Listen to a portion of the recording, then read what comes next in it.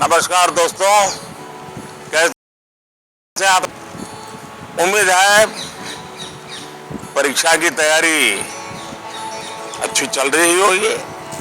ये परीक्षा पे चर्चा का पहला वर्चुअल एडिशन है। अब जानते हैं हम पिछले 1 साल से कोरोना के बीच जी रहे हैं और उसके कारण हर किसी को नया नया इनोवेशन करना पड़ रहा है। मुझे भी आप लोगों से मिलने का मोह इस बार छोड़ना पड़ रहा है और मुझे भी एक नए फॉर्मेट में आपके बीच आना पड़ रहा है और आपके चेहरे की खुशी न देखना, आपका उमंग और उत्साह न अनुभव करना, ये अपने आप में मेरे लिए बहुत बड़ा लॉस है। लेकिन फिर भी परीक्षा तो है ही है, आप है, मैं हूं, परीक्षा है, तो फिर अच्छा ही है कि हम परीक्षा पे चर्चा कंटिन्यू करेंगे और इस साल भी ब्रेक नहीं लेंगे। हम अपनी बातचीत का सिलसिला शुरू करने जा रहे हैं। एक बात मैं देशवासियों को भी बताना चाहता हूं और गार्डियंस को बताना चाहता हूं, बताना चाहता हूं, ये परीक्षा पे चर्चा है लेकिन सिर्फ ही चर्चा नहीं है। बहुत कुछ बातें हो सकती हैं। एक हल्का फुल्का माहौल बनाना है, एक नया आत्मविश्वास पैदा करना है और जैसे अपने घर में बैठ के बातें करते हैं, अपनों के बीच बात करते हैं, यार दोस्तों के साथ बात करते हैं, आइए हम भी ऐसे ही बात करेंगे।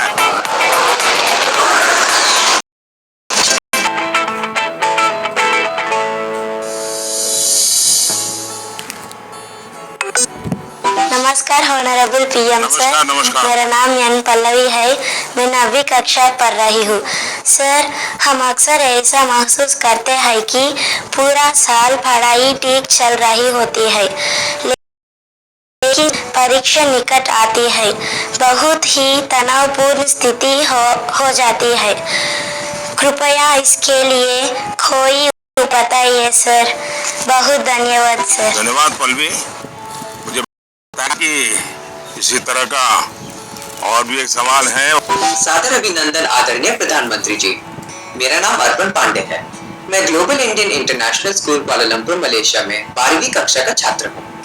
मैं आपसे अपनी भावी भविष्य की सफलता हेतु एक प्रश्न के उत्तर की आकांक्षा करता हूँ और आशा करता हूँ कि आप इसमें मेरा मार्गदर्शन करेंगे। मेरा प्रश्न है, परीक्षा की तैयारी के दौरान हमारे मन में आने वाले भय और तनाव से हम कैसे उभरे, कि क्या होगा और अच्छा कॉलेज मिलेगा या नहीं? धन्यवाद। पल्लवी, अर्पण, आप जब ये फियर की, डर की बात करते हैं तो मुझे भी डर लग जाता है। अरे ऐसी कौन सी बात है जिसके लिए डरना चाहिए? क्या पहली बार एग्जाम देने जा रहे हो क्या पहले कभी एग्जाम दी नहीं? क्या आपको मालूम नहीं था कि मार्च महीने, अप्रैल महीने में एग्जाम आती है? पहले से पता है, साल भर पहले से पता है। अचानक तो नहीं आया है, और जो अचानक नहीं आया है कोई आसमान नहीं टूट पड़ा है। इसका मतलब हुआ कि आपको डर एग्जाम का नहीं है, आपको डर किसी और का है। वो क्या है? आपके आसपास एक माहौल बना दिया गया है कि यही एग्जाम सब कुछ है, यही जिंदगी है और इसके लिए गया सामाजिक वातावरण, कभी कभी स्कूल का वातावरण भी, कभी कभी माँ बाप भी, कभी अपने रिश्तेदार भी एक ऐसा माहौल बना देते हैं, ऐसी चर्चा करते हैं कि जैसे कोई बहुत बड़ी घटना से आपको गुजरना है, बहुत बड़े संकट से गुजरना है। मैं उन सब से कहना चाहूंगा, खास करके मैं पेरेंट्स से कहना चाहता हूं, आपने क्या करके रख दिया है। मैं समझता हूं कि ये सबसे बड़ी गलती है। हम आवश्यकता से अधिक ओवर कॉन्शियस हो जाते हैं, हम थोड़े ज्यादा ही सोचने लग जाते हैं, और इसलिए मैं समझता हूं कि जिंदगी में ये कोई आखिरी मुकाम नहीं है। ये जिंदगी बहुत लंबी है, बहुत पड़ाव आते हैं। एक छोटा सा पड़ाव है, दबाव नहीं बनाना चाहिए। टीचर हो, परिवारजन हो, यार दोस्त हो, अगर बाहर का दबाव कम हो गया, खत्म हो गया, तो एग्जाम का दबाव कभी महसूस नहीं होगा।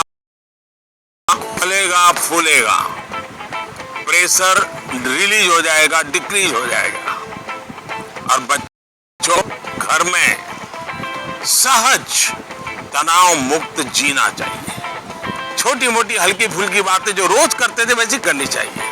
देखिए दोस्तों, पहले क्या होता था, पहले माँ बाप बच्चों के साथ ज्यादा इन्वॉल्व रहते थे और सहज भी रहते थे और कई विषयों पर इन्वॉल्व रहते थे। आज जो भी इन्वॉल्व रहते हैं वो ज्यादातर कैरियर, एग्जाम, पढ़ाई, किताब, सिलेबस, मैं उसको सिर्फ इन्वॉल्वमेंट नहीं मानता हूं। और इससे इन्हें अपने बच्चों के असली सामर्थ्य का पता नहीं होता है। अगर माँ बाप ज्यादा इन्वॉल्व है तो बच्चों की रुचि, प्रकृति, प्रवृत्ति, इस सबको अच्छी तरह समझ और जो कमियां हैं उन कमियों को समझ करके उसको भरने की कोशिश करते हैं, और उसके कारण बालक का कॉन्फिडेंस लेवल बढ़ता है। उसकी स्ट्रेंथ माँ बाप को पता है, उसकी वीकनेसेस माँ बाप को पता है, और उसके कारण माँ बाप समझते समय वीकनेसेस को बाजू में करो, स्ट्रेंथ को जितना बल दे सकते हो दो।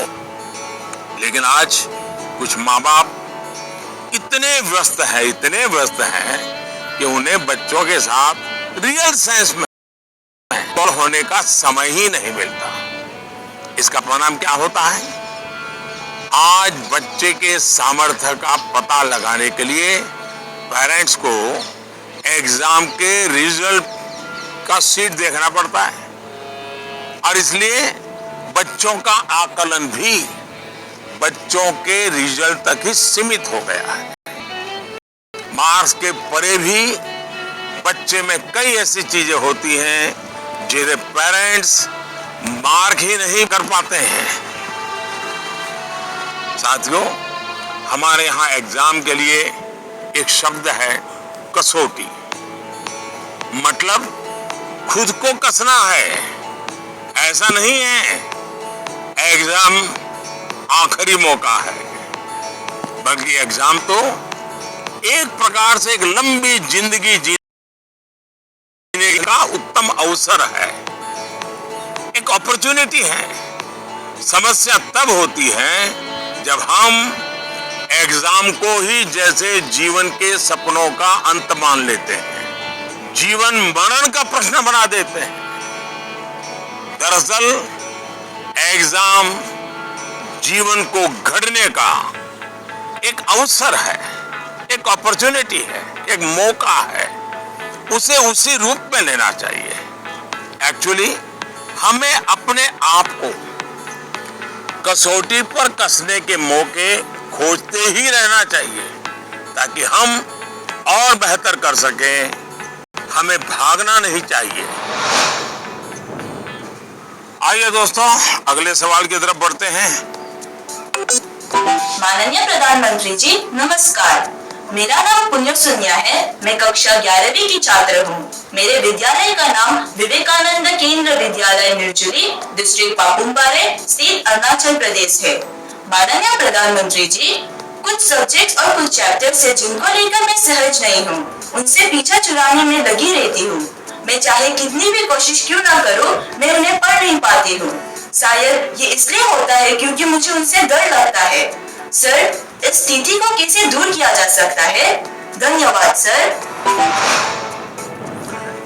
चलिए, आंध्र से हम मलेशिया से अब अरुणाचल पहुंच गए और मुझे बताया गया है कि इसी प्रकार का कोई और एक सवाल भी है।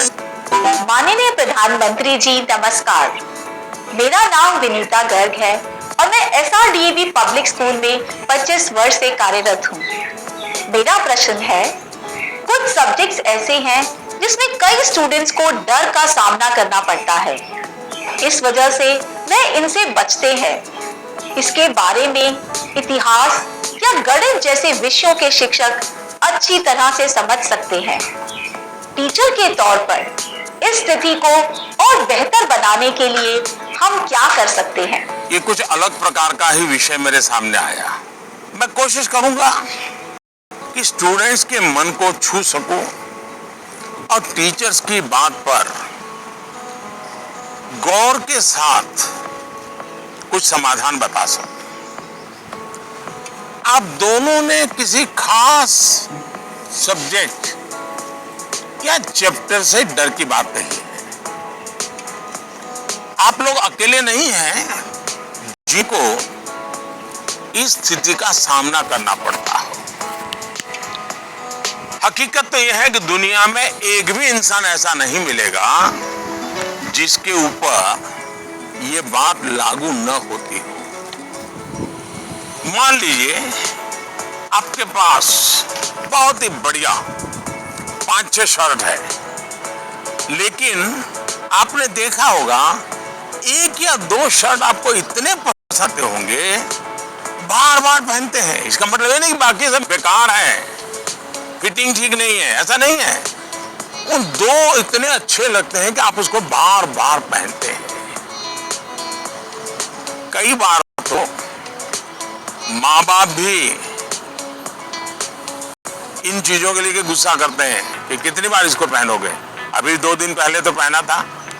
पसंद नापसंद मनुष्य का स्वभाव है और कभी कभी पसंद के साथ लगाव भी हो जाता है। और इसमें डर की, दुविधा की क्या बात है कि हमने डरना चाहिए?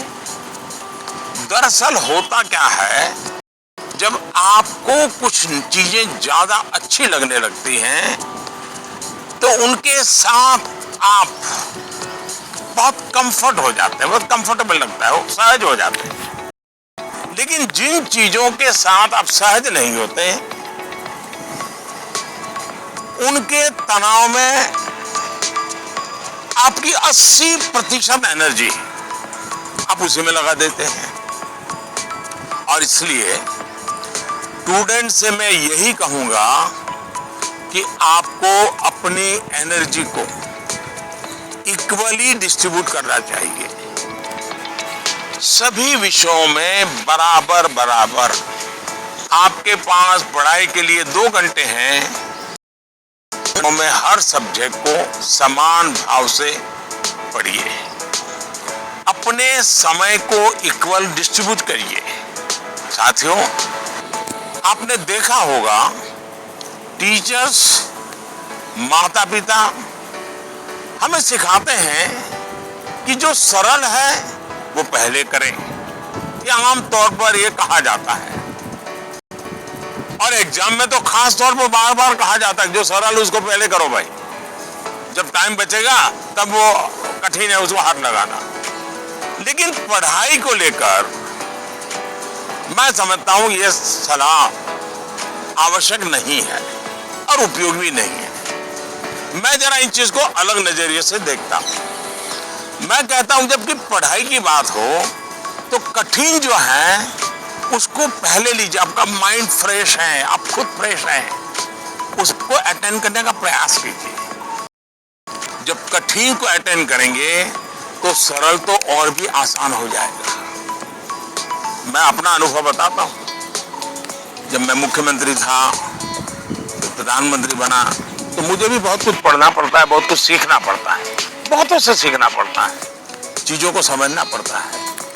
तो मैं क्या करता था, जो मुश्किल बातें होती है, जिसके निर्णय थोड़े गंभीर होते हैं, मैं मेरे सुबह जो शुरू करता हूं तो कठिन चीजों से शुरू करना पसंद करता हूं। मुश्किल से मुश्किल मेरे अफसर मेरे सामने लेकर के, तो वो मेरा एक अलग मूड होता है। मैं चीजों को बिल्कुल तेजी से समझ लेता हूं, निर्णय करने की दिशा में आगे बढ़ता हूं। कोशिश की। और जो सरल चीजें हैं, दिन भर की थकान के बाद रात देर हो जाती है, तो चलो भाई, अब उनको मैं ज्यादा दिमाग खपाने की जरूरत नहीं हो, कोई गलती होने का कारण नहीं है, तो उन चीजों को मैं कुछ देर रात तक खींच लेता हूं। लेकिन सुबह जब उठता हूं तो फिर कठिन से ही मुकाबला करने के लिए निकल पड़ता हूं। दोस्तों, एक और बात हमें अपने आप से सीखनी चाहिए। आप देखिए, जो लोग जीवन में बहुत सफल हैं, वो हर विषय में पारंगत नहीं होते, लेकिन किसी एक विषय पर, किसी एक सब्जेक्ट पर उनकी पकड़ जबरदस्त होती है। अब जैसे लता दीदी हैं, लता मंगेशकर जी की पूरे दुनिया में नाम है, हिंदुस्तान के हर जुबान पे नाम है, लेकिन अगर कोई जाकर के उनको कहे कि आज हमारे क्लास में और ज्योग्राफी पढ़ाइए, हो सकता है वो न भी पढ़ा भी पाए, मैं नहीं जानता हूं वो पढ़ा पाए न पढ़ा पाए, लेकिन लता जी की महारत ज्योग्राफी में शायद न भी हो, लेकिन संगीत की दुनिया में उन्होंने जो किया हुआ है, एक विषय पर जिस प्रकार से अपना जीवन खपा दिया है, आज वो हर एक के लिए प्रेरणा का कारण बन गई है। और इसलिए आपको भले कुछ सब्जेक्ट मुश्किल लगते हो, ये कोई आपके जीवन में कोई कमी नहीं है। आप बस ये ध्यान रखिए कि इस मुश्किल लगने वाले सब्जेक्ट की पढ़ाई से खुद को दूर मत कीजिए, उसे भागिए मत। वहीं टीचर्स के लिए मेरी सलाह ये है, वो विद्यार्थियों से उनको टाइम मैनेजमेंट के संबंध में, उसके तौर तरीके संबंध में, सिलेबस के बाहर जाकर के भी कभी उनसे बातें करें, उनसे चर्चा करें, उनको गाइड करें। विद्यार्थियों को टोकने के बजाय उन्हें गाइड करें। टोकना, रोकना, उसका प्रभाव मन पे और ज्यादा नेगेटिव फैलता है। प्रोत्साहित करने से वो कॉन्सेंट्रेटेड के रूप में कन्वर्ट हो जाता है। कुछ बातें क्लास में सार्वजनिक तौर पर जरूर कहें ताकि सबका प्रबोधन होगा, लेकिन बहुत सी बातें ऐसी होती हैं जब किसी एक बच्चे को बुला करके चलते चलते थोड़ा सर पे हाथ रख करके बहुत ही प्यार से कहे, दे बेटे देखो भैया तुम इतने बढ़िया करते हो, जरा देखो इसको जरा थोड़ा ये कर लीजिए, देखिए तुम्हारे में बहुत बड़ी ताकत है, आप देखिए ये बहुत काम आएगा। एक काम करिएगा, आपके जीवन में ऐसी कौन सी बातें थी जो कभी आपको बहुत कठिन लगती थी और आज आप उसको बड़ी सहजता से कर पा रहे हैं। ऐसे कुछ कामों की लिस्ट बनाइएगा। जैसे साइकिल चलाना कभी आपको कठिन लगा होगा, लेकिन अब वही काम आप बहुत सरलता से करते लेते होंगे।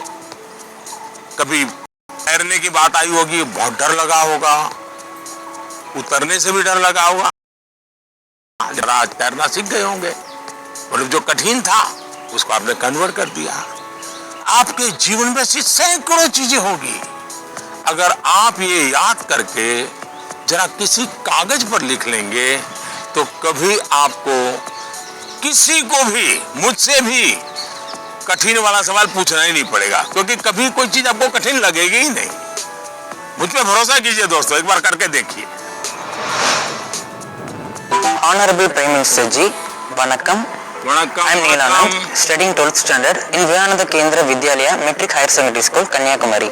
Dear sir, during this pandemic situation, after the online classes, we all get more free time than usual. I would like to know how can we make the best use of our free time. My thanks to our Honorable Prime Minister for giving this opportunity.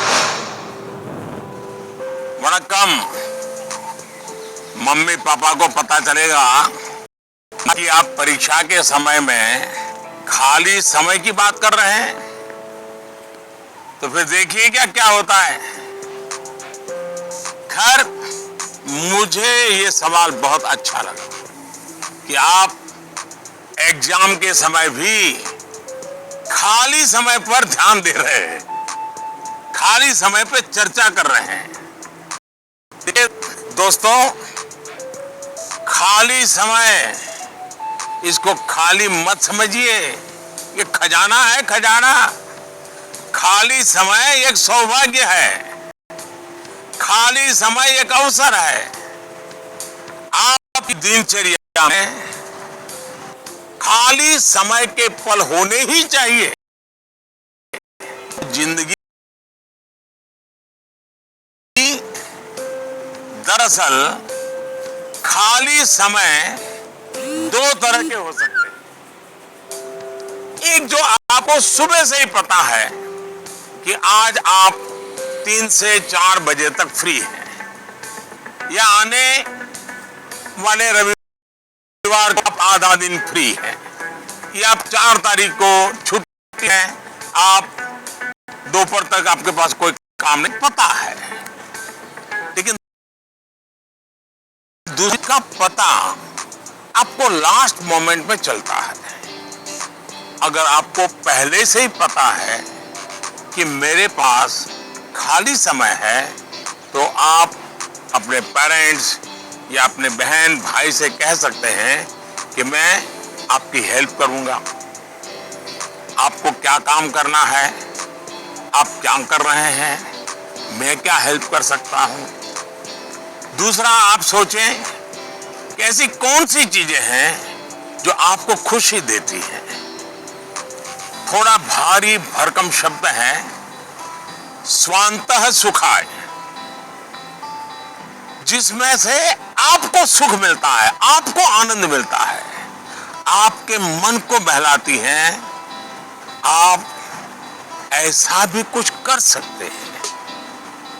अब आपने मुझे पूछा है, तो मैं भी सोचता हूं कि मैं क्या करना पसंद करता हूं।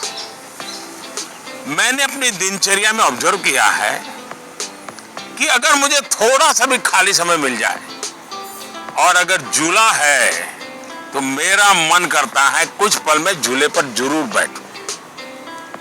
बहुत थकान है और 5 मिनट का भी समय मिल गया,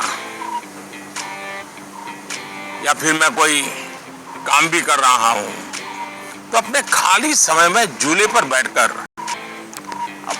पता नहीं क्या कारण है, लेकिन मेरा मन प्रफुल्लित हो जाता है। जब आप खाली समय अर्न करते हैं, तो आपको उसकी सबसे ज्यादा वैल्यू पता चलती है। इसलिए आपकी लाइफ ऐसी होनी चाहिए कि जब आप खाली समय अर्न करें, तो आपको असीम आनंद दें।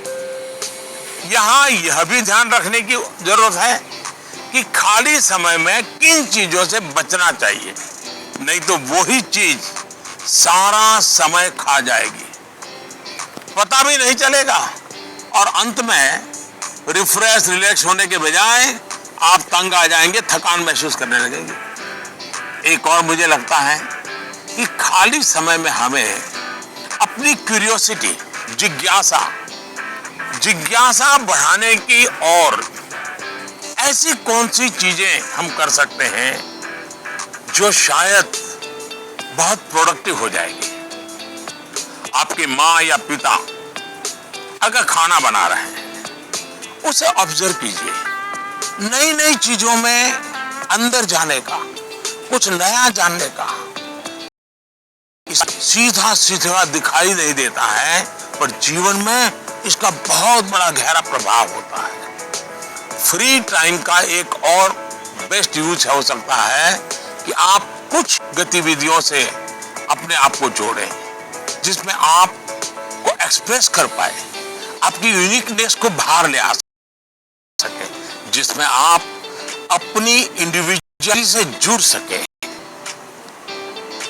ऐसा करने के बहुत से तरीके हैं और आप भी ऐसे बहुत से तरीके जानते हैं। स्पोर्ट्स हैं, म्यूजिक है, राइटिंग है, पेंटिंग है, स्टोरी राइटिंग है।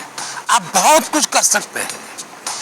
अपने थॉट्स को, इमोशंस को एक्सप्रेस करने का एक क्रिएटिव तरीका दीजिए, अवसर दीजिए। नॉलेज का दायरा कई बार वहीं तक सीमित होता है जो आपको उपलब्ध है, जो आपके आसपास है, लेकिन क्रिएटिविटी का दायरा नॉलेज से भी बहुत दूर तक आपको ले जाता है, बहुत विस्तार के फलक पर ले जाता है। क्रिएटिविटी आपको उस क्षेत्र में ले जा सकती है जहां पहले कभी कोई नहीं पहुंचा, जो नया हो। हमारे यहाँ कहा जाता है, जहां न पहुंचे रवि वहां पहुंचे कवि। ये क्रिएटिविटी की तो बात है।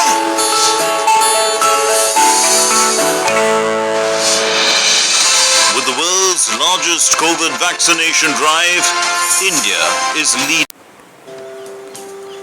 बड़ा कठिन सवाल है मेरे लिए।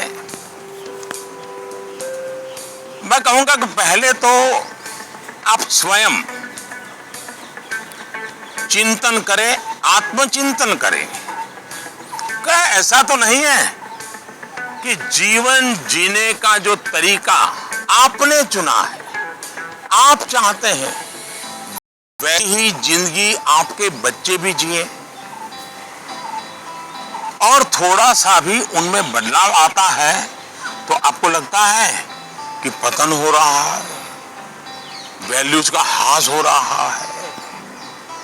मुझे बराबर याद है, एक बार मैं स्टार्टअप से जुड़े हुए नौजवानों से मैंने एक समारोह किया, तो बंगाल की एक बेटी जिसने स्टार्टअप शुरू किया है अपनी पूरी कैरियर छोड़ करके, तो उसने अपना अनुभव बताया, वो मुझे हमेशा याद रहता है।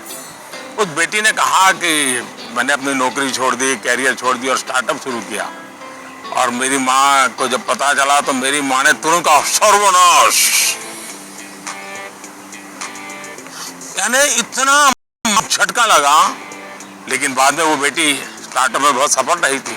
आपको सोचना चाहिए कि आप अपने भाव विश्व में अपने बच्चों को जकड़ने का प्रयास तो नहीं कर रहे हैं, और इसलिए आपका परिवार, आपकी परंपराएं, उसमें मूलभूत मूल्यों को कैसे जोड़ दें, हमें आइडेंटिफाई करना चाहिए। जैसे हमारे यहाँ कहा जाता है, जन सेवा ही प्रभु सेवा है। ये हमारे शास्त्रों में मूल्य के रूप में है, लेकिन आपके घर में पूजा पाठ तो बहुत होती है, दुनिया को दिखता है कि आप बहुत धार्मिक हैं, रिचुअल से भरा जीवन है, लेकिन आप जनसेवा में कहीं नजर नहीं आते हैं। अब जब आपकी संतान यह विरोधाभास देखती है तो उसके मन में कॉन्फ्लिक्ट शुरू हो जाता है, सवाल खड़े हो जाते हैं, और सवाल उठना स्वाभाविक में है। उसी प्रकार से भी हमारे मूल्य हैं कि जीव मात्र से, उसी प्रकार से हम सबकी मान्यता है और हमें यह सिखाया गया है, हमारे जीवन मूल्य के रूप में प्रस्तावित हो चुका है, और हमारी सोच है कि जीव मात्र में परमात्मा का वास है। लेकिन आपके घर में जो काम करने आते हैं, झाड़ू पोछा लगाने आते हैं, लिफ्ट चलाने वाला होता है, आपको स्कूल में छोड़ने वाला ऑटो रिक्शा ड्राइवर है, क्या कभी आपने उनसे उनके सुख दुख की चिंता और चर्चा की है? क्या कभी आपने पूछा वे आपके परिवार में तो किसी को कोरोना नहीं हुआ है ना, आपके परिवार के तो सब सुखी है ना, आप जिस गांव से आए हो उस गांव में तो सब ठीक है ना? क्या आपने कभी पूछा है? अगर आप ऐसा करते तो आपको अपने बच्चे को मूल्य नहीं सिखाने पड़ते। मैं आप पर सवाल नहीं खड़े कर रहा, एक सामान्य बात कर रहा। कुछ लोग वाकई ऐसा नहीं करते। बच्चे का बर्थडे होता है, बहुत सारी तैयारियां होती है। कितने लोग अपने घर में काम करने वालों से कहते हैं कि जो भी काम करना है 5 बजे तक पूरा कर दो, 6 बजे जब मेहमान आना शुरू हो जाएंगे तब तुम परिवार के मेहमान के रूप में कपड़े पहन करके, अच्छे कपड़े पहन करके परिवार के सबको लेकर के आ जाना। आप देखिए, आप उनसे क्या कहते हैं।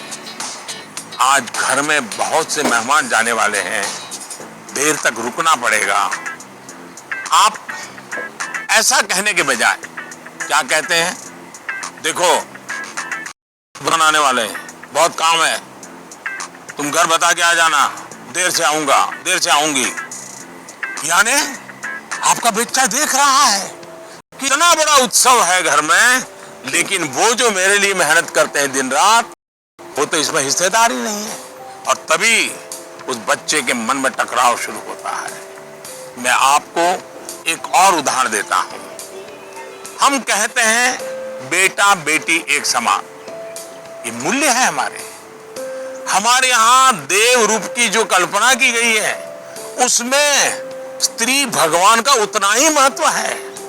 लेकिन हमारे घर के वातावरण में बेटे और बेटी के बीच जाने अनजाने में जो ट्रीटमेंट किया जाता है, उसमें असमानता होती है। उसके बाद जब वही बेटा समाज जाता है तो उसके द्वारा नारी समानता में कुछ न कुछ कमी की संभावना बढ़ ही जाती है।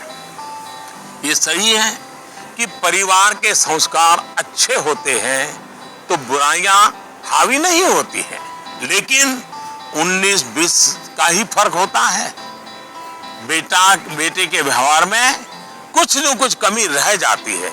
इसलिए हमने जो अपना भाव विश्व बनाया हुआ है, वो जब व्यवहार की कसौटी पर खरा नहीं उतरता है, बच्चों के मन में अंतर्द्वंद शुरू हो जाता है। इसलिए मूल्यों को कभी भी थोपने का प्रयास न करें, मूल्यों को जीकर प्रेरित करने का प्रयास करें। आखिरकार बच्चे बड़े स्मार्ट होते हैं, जो आप कहेंगे उसे वो करेंगे या नहीं करेंगे ये कहना मुश्किल है, लेकिन इस बात की पूरी संभावना होती है कि जो आप कर रहे हैं वो उसे बहुत बारीकी से देखता है और दोहराने के लिए लालायित हो जाता है। और जब आप इन मूल्यों के साथ हमारे इतिहास, हमारे पुराण, हमारे पुरखों की छोटी छोटी बातों को सहजता से जोड़ेंगे तो बच्चे भी प्रेरित होंगे। आचार व्यवहार में उतरना आसान हो जाएगा।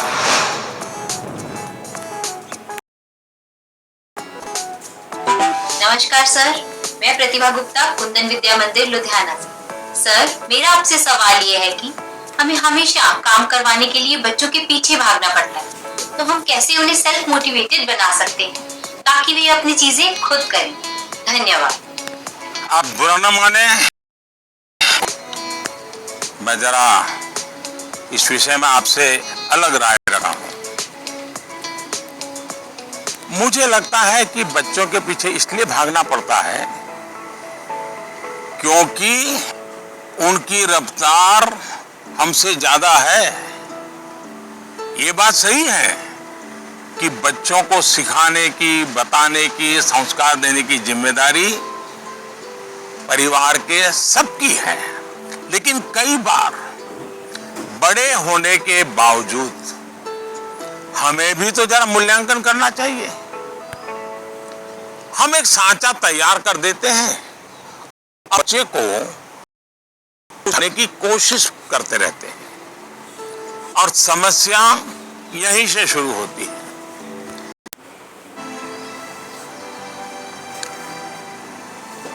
एक प्रकार से वो तरीका लगता तो बहुत आसान है, लेकिन